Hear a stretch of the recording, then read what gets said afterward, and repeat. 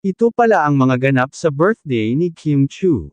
Mga ka-celebrity hub, hindi basta-basta ang naging birthday celebration ng Chinita Princess. Maraming pasabog, sorpresa, at nakakakilig na moments ang naganap sa espesyal na araw ni Kim Chu, at ngayon, ito na ang mga behind the scenes na ganap. Una sa lahat, isang intimate yet elegant birthday party ang inihanda para kay Kim. Ang theme, Floral and Pastel Dreams, sakto sa personality niyang bubbly at classy. Present ang ilang malalapit na kaibigan sa industriya, family members, at syempre, si Paolo Avellino. Paolo arrived with a bouquet of fresh flowers at may bitbit pang regalo na agad pinag-usapan sa social media, isang limited edition luxury bag. At ang sweet pa nito, personal daw itong pinili at in-order ni Paolo weeks in advance. Grabe, effort kung effort. Sa kalagitnaan ng party, nagkaroon ng birthday video montage mula sa fans, at kitang-kita sa mukha ni Kim ang kilig at pasasalamat. Sobrang na-touch ako. Thank you sa inyong lahat.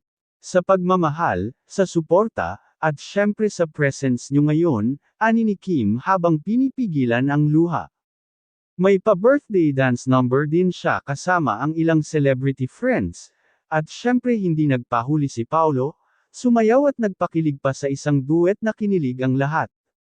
At sa dulo ng program, nagbigay si Kim ng heartfelt speech, kung saan muli niyang pinasalamatan ang lahat, lalo na ang fans at ang special someone na nagpa-extra special sa kanyang araw.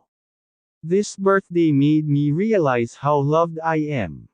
Salamat sa lahat, lalo na sa'yo. At kahit walang binanggit na pangalan, lahat ng mata kay Paolo.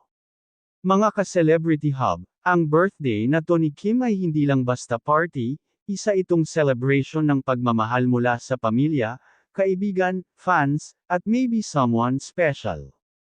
Kung natuwa ka sa mga ganap, ay comment na ang Happy Birthday, Kim, at hashtag #KimPoForever sa baba.